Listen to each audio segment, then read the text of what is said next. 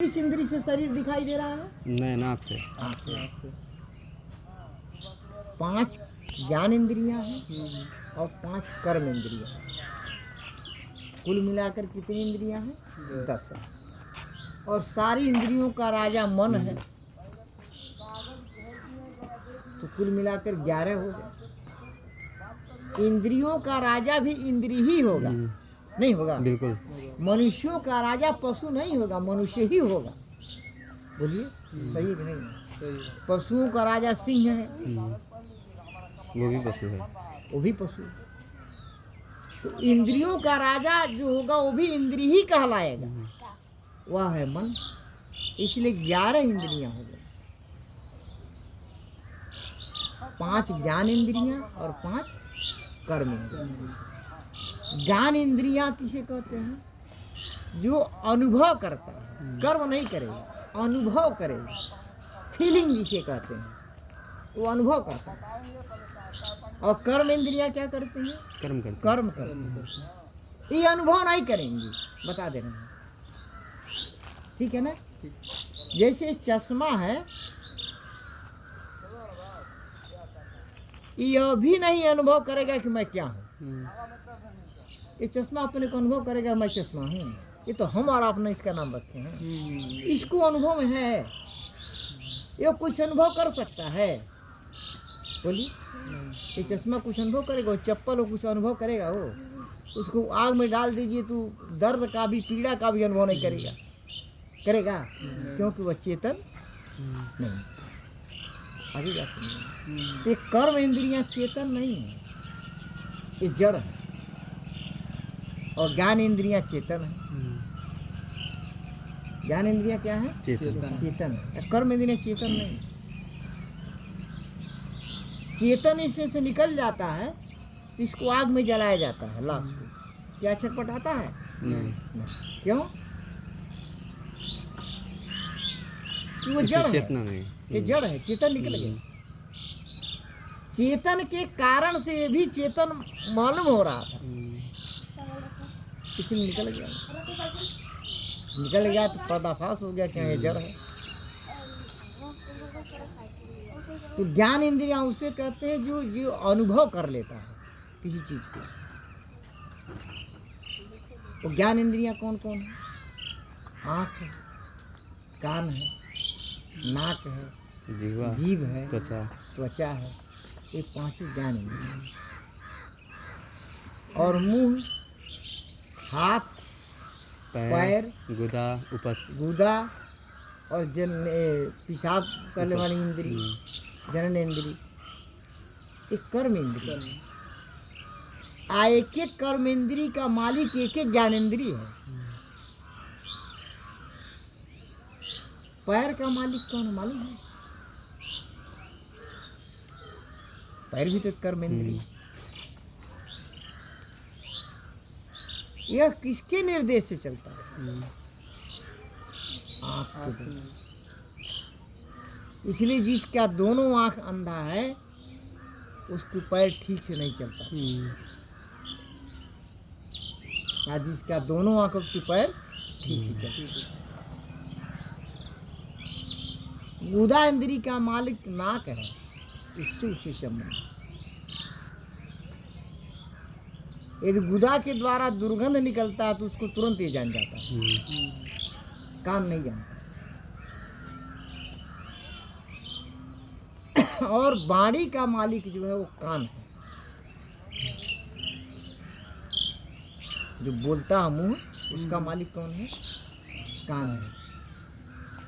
इसीलिए जो जन्म से बहरा होता है वो जन्म से गूंगा भी होता है, इसको जान लीजिए। जो जन्म से बहरा है वो जन्म से गूंगा भी होता है। और आदमी यदि बाद में बहरा हुआ तो वो गूंगा नहीं होगा, क्योंकि इन दोनों का संबंध है। जो जन्म से बहरा है वो जन्म से गूंगा भी होगा, एक गारंटी है।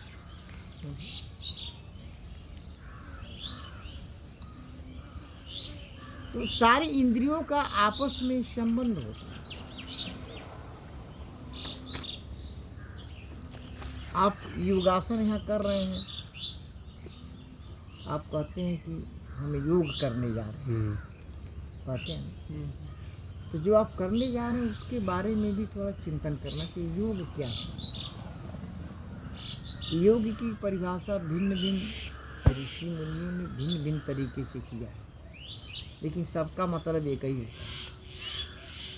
कहने का स्टाइल अलग है, शब्द का प्रयोग अलग अलग किए हैं, लेकिन जब सबको सोचा जाता है सब एक ही बिंदु पर चले जाते हैं, एक ही जगह। जैसे महर्षि पतंजलि ने योग शास्त्र पर लिखा है, योगश्चित्त वृत्ति निरोध। हाँ, तो उनका पहला सूत्र है अथ योगानुशासनम, लिखा है ना, अथ योगानुशासनम। इसका मतलब क्या हुआ कि अब मैं योग का उपदेश देने जा रहा हूँ। ध्यान से सुनिएगा, बहुत ध्यान से सुनिएगा तब बात समझ में आएगी। अब मैं योग का उपदेश देने जा रहा हूँ। आपसे पूछा जाए योग का खोज किसने किया, तो किसको आप बताएंगे? आदि योगी शिव। किसको बताएंगे? महर्षि पतंजलि को बताएंगे? बोलिए। ऐसे अगर हम आपसे कहें कि मैं आपको राम की कहानी सुनाने जा रहा हूँ, इसका मतलब ये है कि जब मैं राम की कथा सुनाने जा रहा हूँ तो इसका मतलब हमारे ही जरिए से राम की कथा शुरू हो रही नहीं, पहले से राम की कथा है तभी तो मैं सुनाने जा रहा हूँ। बिल्कुल सही। महर्षि पतंजलि जब कहते हैं कि मैं अब योग का अनुशासन आपको बताने जा रहे हैं, इसका मतलब योग पहले से चला है, जिसको ये बताने जा रहे हैं। फर्क क्या है? किसी ने उस पर कोई ग्रंथ नहीं लिखा। उस पर ग्रंथ किसने लिखा? महर्षि पतंजलि। उस पर एक विशाल ग्रंथ तैयार किया किसने? महर्षि पतंजलि। बस इतने ही का फर्क। फिर उन्हें योग की परिभाषा किया, योगश्चित्त वृत्ति निरोध। चित्त की वृत्तियों को रोकना ही योग है। चित्त की वृत्तियों को रोकना ही योग है। अब सवाल पैदा होता है चित्त क्या है और वृत्ति क्या है? मालूम है चित्त किसे का? सबके अंदर है चित्त। बिना चित्त के कोई होता नहीं। पशुओं में भी चित्त है, जितने चेतन प्राणी हैं सबके अंदर चित्त है। और ऐसी चीज नहीं है कि इन इंद्रियों से देखा जाए। इन इंद्रियों से देख सकते हैं उसको? नहीं। आपके अंदर मन है, सब लोग जानते हैं हमारे अंदर मन है, लेकिन मन को आप देख पाएंगे? लेकिन फीलिंग तो कर ही सकते हैं, अनुभव तो कर ही सकते हैं। तो इसी चित्त का आप अनुभव करते हैं, लेकिन उसके बारे में कुछ इशारा कर दिया जाए, कुछ बता दिया जाए, तब चित्त का अनुभव कर लेंगे। चित्त क्या है?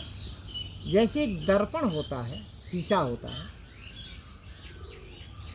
उसके सामने जो भी आता है उसका चित्र उसमें दिखाई देता है। शीशे के सामने जो भी आ जाएगा चित्र उसमें दिखाई देगा। तो इस हमारे अंदर एक चित्त है। हम कोई रूप देखते हैं तो उसमें उसका फोटो आ जाता है, आता है कि नहीं आता? अभी आप ध्यान लगाए हनुमान जी पर, तो हनुमान का फोटो आपके चित्त में आ जाएगा। इस मस्तिष्क में नहीं आएगा, जीभ में नहीं आएगा, कान में नहीं आएगा, चित्त में आएगा। आप केवल ठोस चीज का ही चित्र नहीं आएगा, आपके अंदर कोई विचार उठ रहे हैं उसका भी उसमें फोटो आ जाता है। आता है कि नहीं आता? अब तो वैज्ञानिकों ने खोज कर लिया है, आप किसी को चाकू मारने के सोच रहे हैं तो चाकू का फोटो आ जाएगा। अभी सोच रहे हैं तभी आ जाएगा उसके अंदर, ऐसा खोज हो चुका है। तो उसे चित्त कहते हैं। अब बात समझ में आ गई।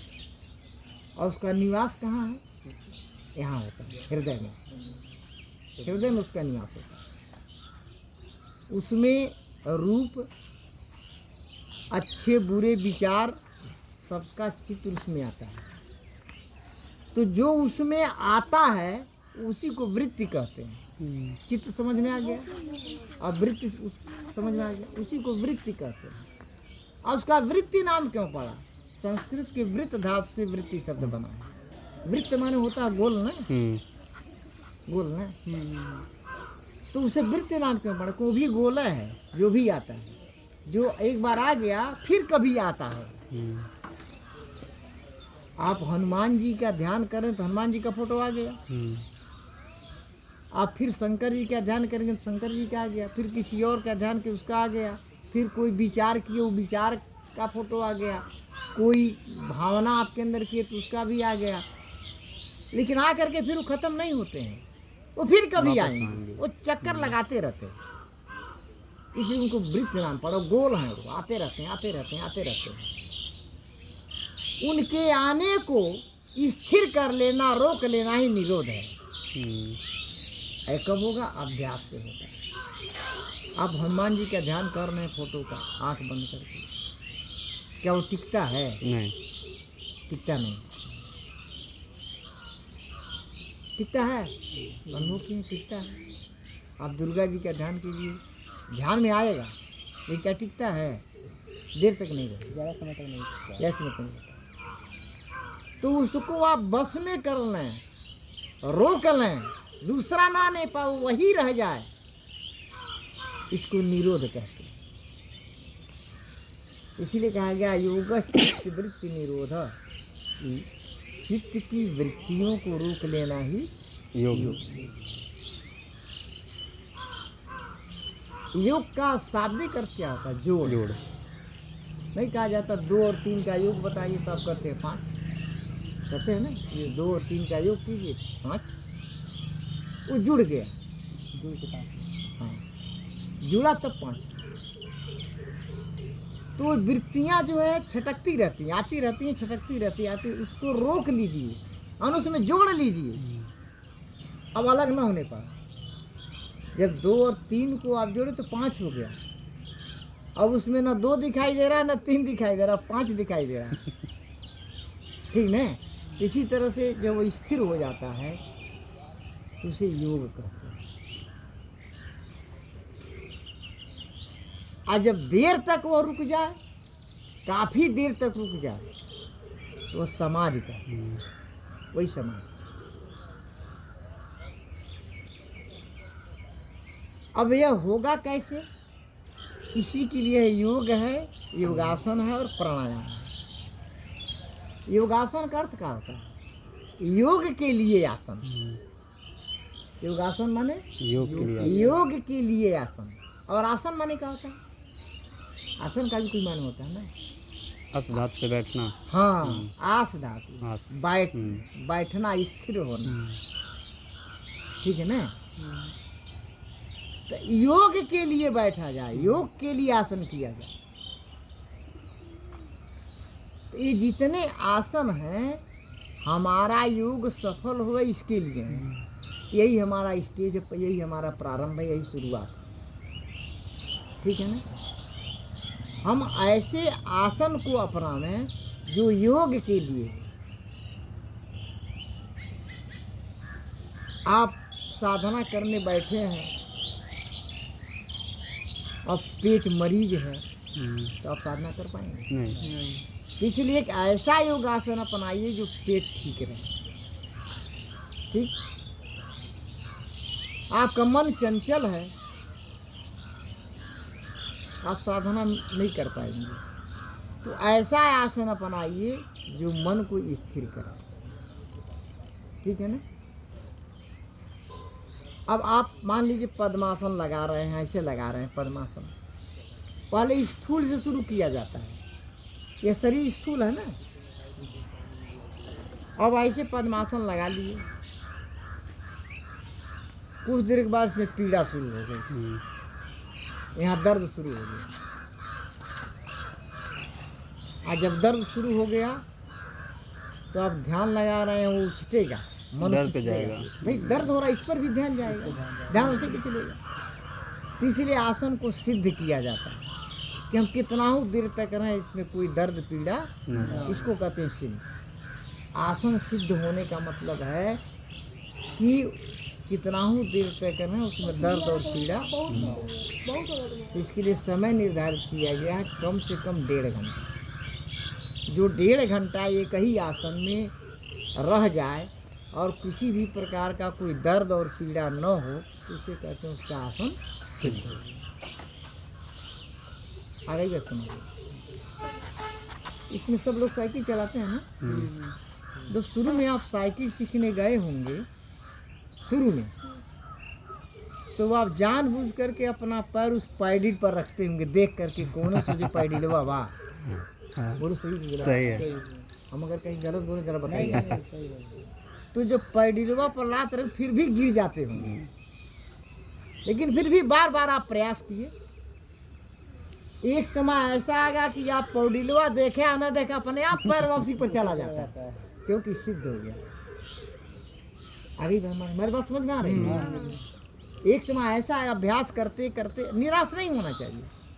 अब कोई बच्चा निराश है भाई हम नहीं सीख पाई, कई बार गिर गई, हार मान जाते हैं, आगे हार मान गया, निराश हो गया तो आगे बढ़ पाएगा? बोलिए, अभ्यास जारी रखना चाहिए। अब एक समय ऐसा आ गया वो पान खाकर थूक रहा है, साइकिल पर चढ़ रहा है, देख भी नहीं रहा कि सामने पैडिल है, लेकिन पैर उसी पर अपने आप नहीं चला जाता। दूसरे से बात कर रहा है और साइकिल पर चढ़ रहा है, पैडिल पर लात अपने आप चला जाता है। क्यों? अब सिद्ध हो गया।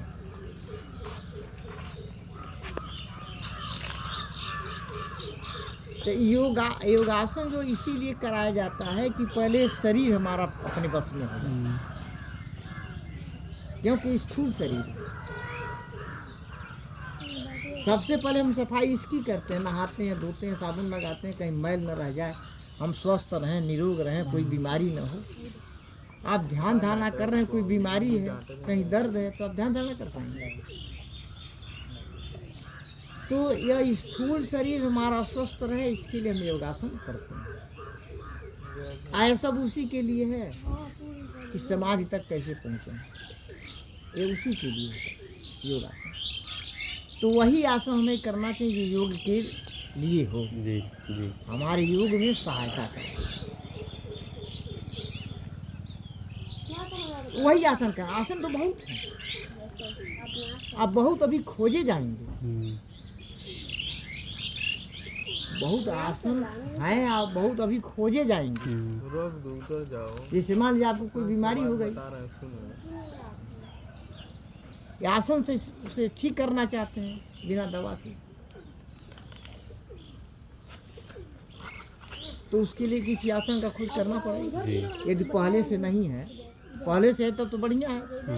किसी ने दाल चावल पका कर रख दिया, केवल हमको खाना है, हाँ, लेकिन अगर पहले से नहीं है तो क्या करना पड़ेगा? बनाना पड़ेगा ना, खोजना पड़ेगा ना। हमने कुछ आसन इसलिए खोजना पड़ा क्योंकि जितने परंपरागत किताबों में आसन मिले किसी से वो बीमारी नहीं ठीक हो रही, तो हमने नया खोजा, और जब नया खोजा तो मेरी बीमारी खत्म हो गई। खोजना पड़ता है, तो खोजों का कहीं अंत नहीं है। कितने वैज्ञानिक इतना खोज करते हैं, कभी खोजों का अंत हो रहा है? बोलिए, खोजों का अंत नहीं होगा, क्योंकि ज्ञान भी अनंत है, ज्ञान की कोई सीमा नहीं। तो इसलिए खोज भी अनंत होते रहेंगे। ये थोड़ा कि जो हमने खोज दिया उसके बाद अब नहीं कुछ है।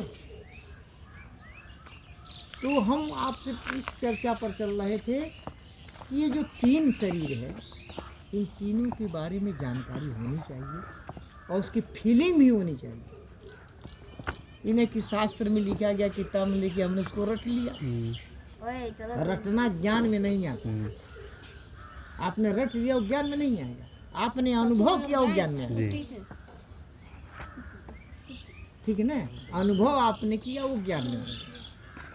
आप रटे हैं, हमने कह दिया 3 शरीर होते हैं, अनुभव हुआ, अनुभव में आ ही नहीं रहा है।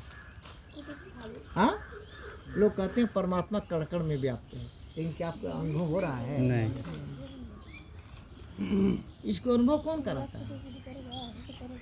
इसका अनुभव कौन कराता है? जो स्वयं अनुभव कर चुका वही आपको सही अनुभव करा पाएगा। ध्यान दीजिए, जो खुद अनुभव कर पाएगा वही आपको अनुभव करा पाएगा। नहीं तो किताब रट लेगा, आपको पढ़ा देगा, जो रटा हो ही आपको बता देगा। न उसको स्वयं अनुभव है, ना आपको अनुभव करा पाएगा। स्वामी विवेकानंद बंगाल में भाषण दे रहे थे। जब अमेरिका से आए, धर्म संसद से लौट कर, तो बंगाल में आए तो भाषण दे रहे। तो भाषण में कोई भी नेता, कोई भी धर्माचार्य कहीं बोलने जाता है तो वहाँ के लोग कैसे हैं, वहाँ के पढ़े लिखे लोग कैसे हैं, पहले से कुछ जानकारी कर लेते हैं कि हम क्या बोलें, यहाँ के लायक क्या बोलने लायक है कि नहीं। क्या नेता नहीं है कोई भी। हमारी बात समझ आ रही है? तो उन्होंने जाना वहाँ के बारे में, वहाँ की जनता के बारे में कि यहाँ क्या कमी है। ध्यान से सुनिएगा हमारी बात। तो स्वामी विवेकानंद ने अपने भाषण में कहा, सुनते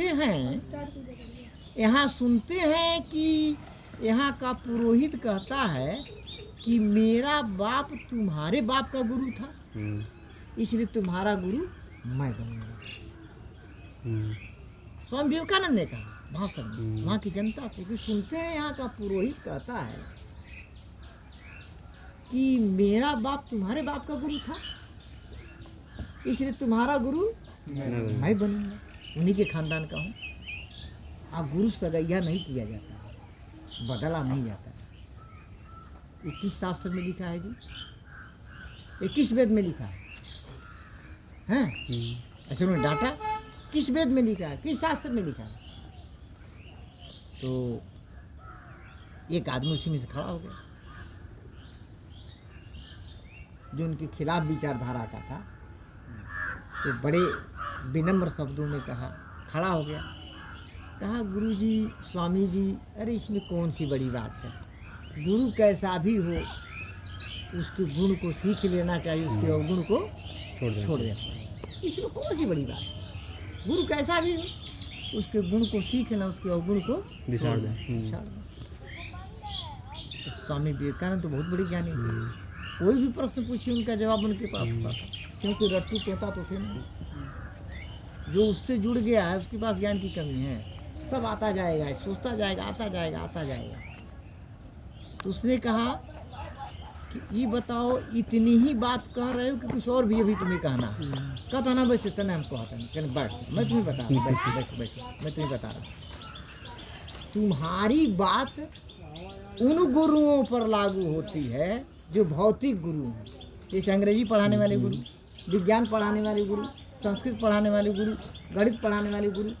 उनसे तुम विद्या सीख लो, उनके अवगुण से क्या तुमको लेना है। तुम्हारी बात इन गुरुओं पर लागू होती है, सदगुरु पर तुम्हारी बात लागू नहीं होगी, क्योंकि वो तो बेदाग होना चाहिए। क्योंकि जो अपना उद्धार नहीं कर पाया, तुम्हारा उद्धार कैसे करेगा जी। जो अपने खुद भगवान का दर्शन नहीं कर पाया, तुमको दर्शन करा पाएगा जो खुद किया ही नहीं। शास्त्र रटा है, प्रवचन देता है, मंच पर चढ़ कर के बोलने की एक कला है, पैसा कमाता है, सट्टा पर जाता है। आप मोबाइल में पढ़े होंगे, फला स्वामी जी का एक प्रवचन कराई, कितना पैसा होता है, मोबाइल में आता है, इनका इतना लाख है, इतना लाख है। आई एक को भगवान का दर्शन नहीं किया। स्वामी विवेकानंद जाति के लाला थे और गरीब परिवार, और वकील जानते कितने तार्किक होते हैं। उनके अंदर जिज्ञासा जगी कि भगवान है तो दिखाई क्यों नहीं। तो पहले जो प्रवचन करता है इनके पास गए, जो बहुत मंच पर लगा करके मुकुट पहनकर चंदन लगा करके अपना बोलते थे, आज जनता की भीड़ लगती थी। तो प्रवचन को बड़ा अच्छा लगता था। बाद में उनके पास जाकर बैठते थे, जब उतर जाते थे मंच से तो बैठते थे।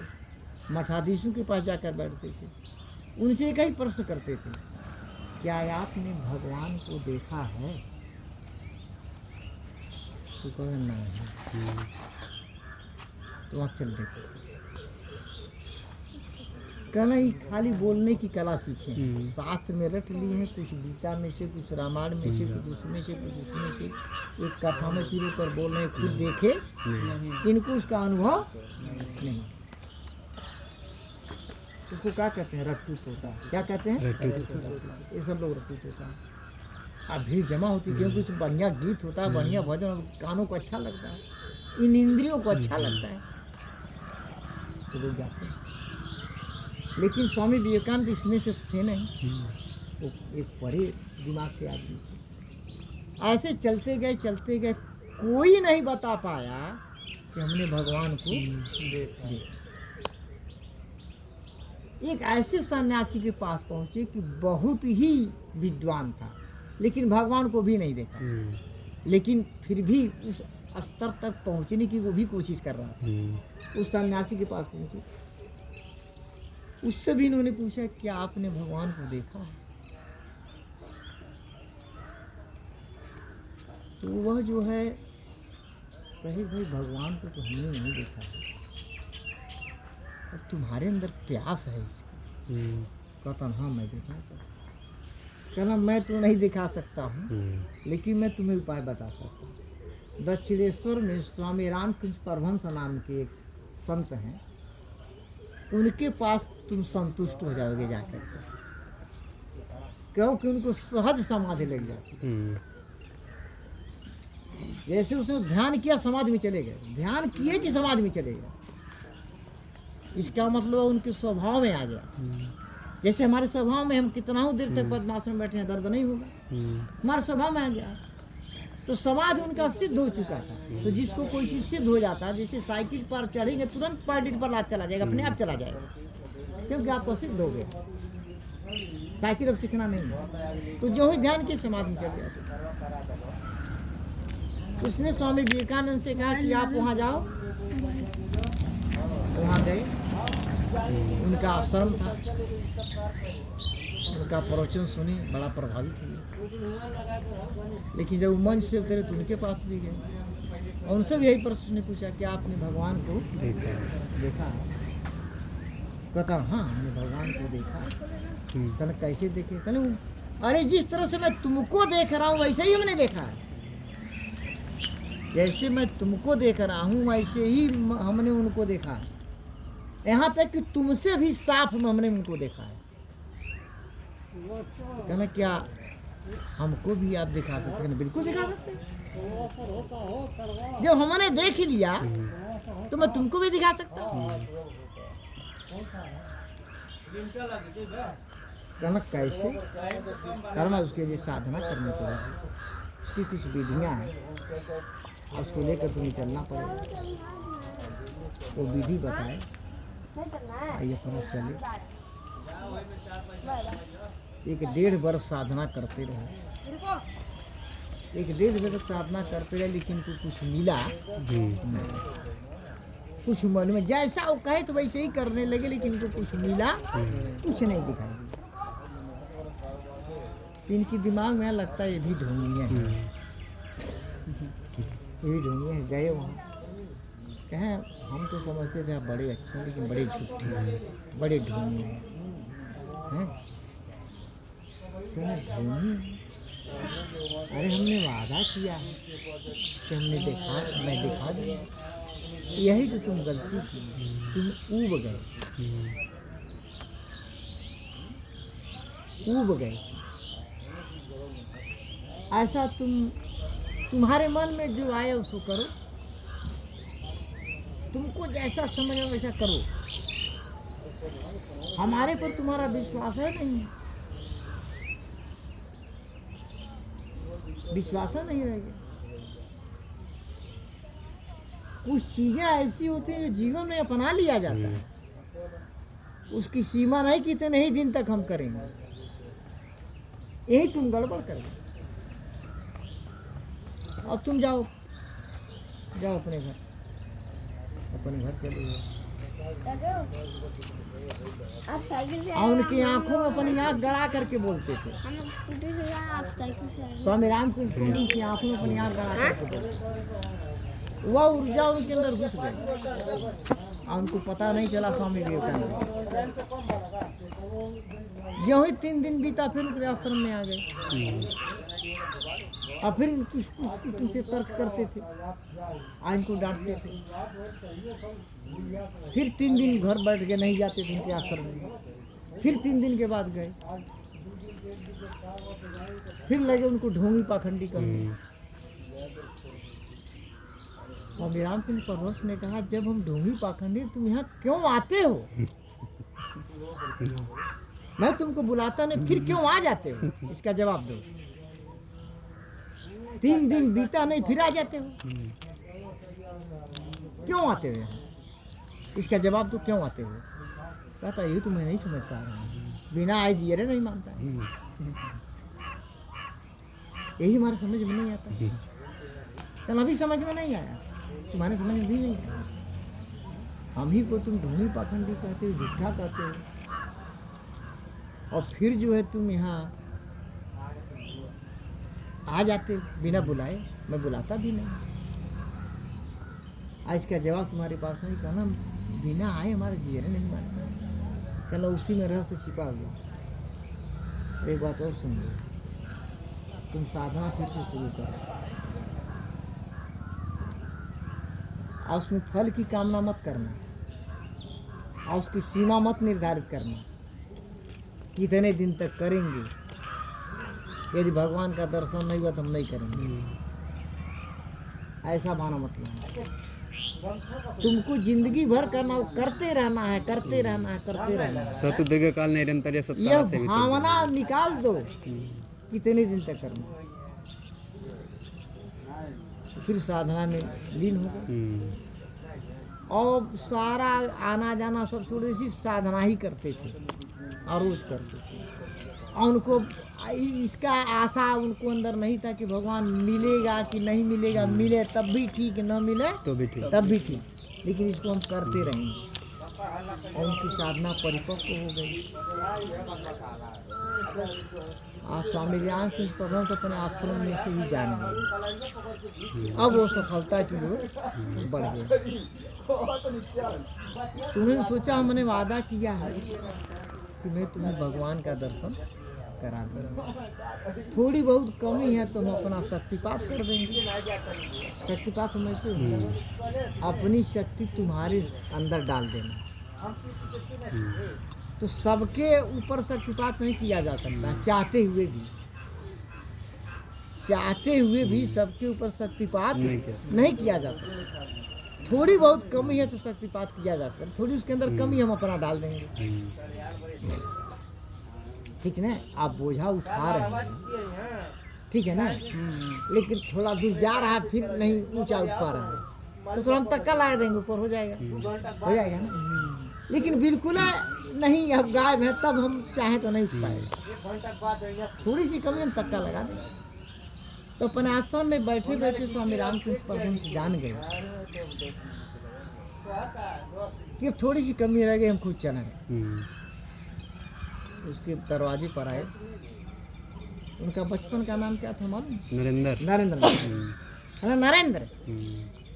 नरेंद्र। इतने समाज में लीन हो गए थे कि आवाज़ें नहीं सुन पा रहे थे।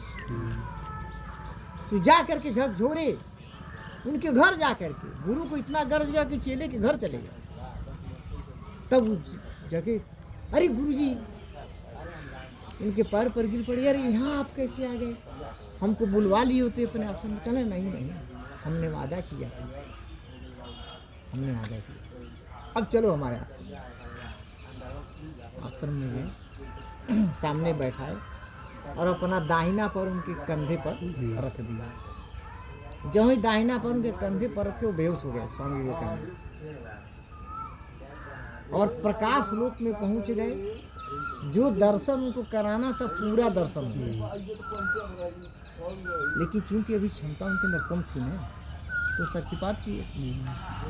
कहना गुरु जी, हमको सामान्य स्थिति में लाई, मैं ये तेज बर्दाश्त नहीं कर पा रहा हूँ, मैं देख रहा हूँ। मैं देख रहा हूँ, हमें सामान्य स्थिति में लाइए। फिर उनके सर पर हाथ रख के सामान्य स्थिति में उन्होंने मान लिया कि ये हैं, देखिए। ठीक है ना, इसको कहते हैं रटा हुआ चीज नहीं, इसको ज्ञान कहते हैं, जिसका आपने अनुभव करना। तो ये जो 3 शरीर है, इसको तो अनुभव करना देख ही रहे हैं आप सब।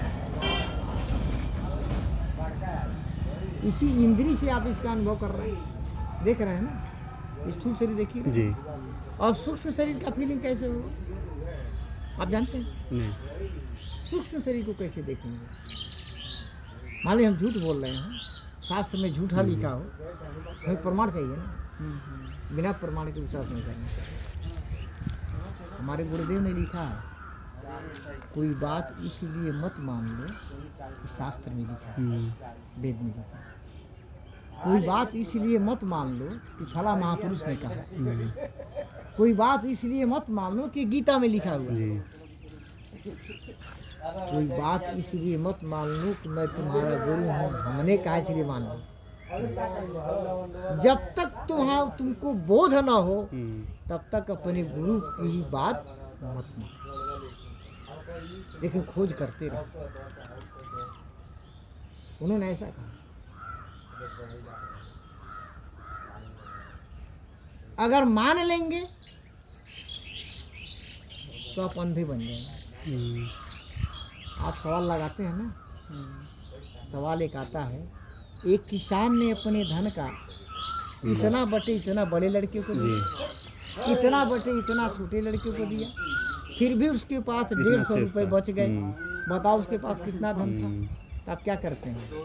माना कि उसके पास जेड रुपये, मानते हैं ना? लेकिन मान कर पटा गए, मान कर पटा गए। जब मान कर पटा जाएंगे आप समझ, सही उत्तर आपको नहीं मिल पाएगा। कोई झूठा मूठा आधार बनाना पड़ता है। हमने मान लिया उसके पास जेड रुपए थे, अब उसके बाद समीकरण बनाना शुरू करते हैं, सवाल लगाते हैं, उसका उत्तर आ जाता है कि जी। हमारी बात समझ आ रही है? छोटे बच्चे नहीं समझते। वही मान कर पटा जाए। भगवान श्री कृष्ण ने लिखा है कि मैं कण कण में व्याप्त हूँ, आपने मान लिया तो गए काम से। बिना मेरी मर्जी के पत्ता भी नहीं हिलता, उन्होंने लिखा है, आपने मान लिया। आपको ज्ञान हुआ? ज्ञान माने जानना। क्या जानना हुआ आपको? नहीं। आप तोता जैसा रटे। तोता कहता राम राम, राम के बारे में पूछे तो नहीं पता पाएगा, क्योंकि रटा है, जितना रटा उतना बताएगा। अनुभव उसके नहीं है। तो ज्ञान किसको कहते हैं? रटी हुई चीज को नहीं। शास्त्र को रट लिया, उसको ज्ञान में नहीं आता, उसको तोता रटन कहते हैं। आप फीलिंग कीजिए, यह आपके पास स्थूल शरीर है, आप महसूस कर रहे हैं कि नहीं? जी। महसूस कर रहे हैं ना? आप सूक्ष्म शरीर है, इसको आपने रटा है या सुना है, लेकिन क्या आपने उसका अनुभव किया? नहीं। और अनुभव मैं नहीं करा पाऊंगा, वो पहले से आपके अनुभव में है, याद नहीं आ रहा है, आपके अंदर है, आप याद नहीं कर पा रहे हैं। आप बहुत सारी चीजें जानते हैं, कुछ लेट से याद करते, अरे ये तो मैं जानता था, आता है कि नहीं? अरे मैं जानता था, भूल गया। हमने वो ज्ञान आपको नहीं दिया, आपके अंदर पहले से था, हमने उभार दिया, पर्दा हटा दिया, आपने अनुभव कर लिया। वैसे ही सूक्ष्म शरीर आपका है। अब मैं उसके बारे में थोड़ा बता रहा हूँ, सूक्ष्म शरीर के बारे में।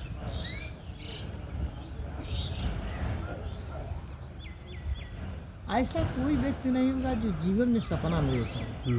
कोई है क्या? नहीं। सभी देखते हैं, सभी लोग सपना देखते हैं। सपने में आप देखते हैं कि मेरा एक्सीडेंट हो गया, पैर टूट गया, मैं दर्द से करा रहा हूँ।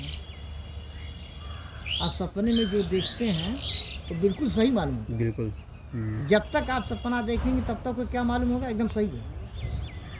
सही लगता है ना? आगे झूठा लगता है? सही लगता है ना? और जो दर्दवा होता है वो भी सही है, मालूम होता है। एक्सीडेंट हो गया, पैर टूट गया, चोट लग गया है, आप एकदम महसूस करेंगे कि दर्द हो रहा है। एक डॉक्टर आया, उसको ठीक किया, दवा की, आप ठीक हो गए। डॉक्टर भी सपने का ही होता है, जगा हुआ डॉक्टर उसमें नहीं जा सकता है। उस सपने वाले लोक में इस जगे हुए संसार का डॉक्टर उसमें नहीं जाएगा। वो डॉक्टर जो जाएगा आपको ठीक करने, वो भी सपने का ही होगा। बोली गलत है सही? सही है। ठीक ना? आप जो सपने में दिखाई देंगे, अभी तो अपने को सपने में देख रहे हैं ना, तो यह शरीर नहीं होगी, ये तो सोई है। लेकिन ऐसे ही कपड़ा पहना हुआ, ऐसे ही आपका चेहरा वाला, आप ही उस सपने में होंगे कि नहीं होंगे? जी। ये तो सोया हुआ, ये नहीं सपने में जाता है।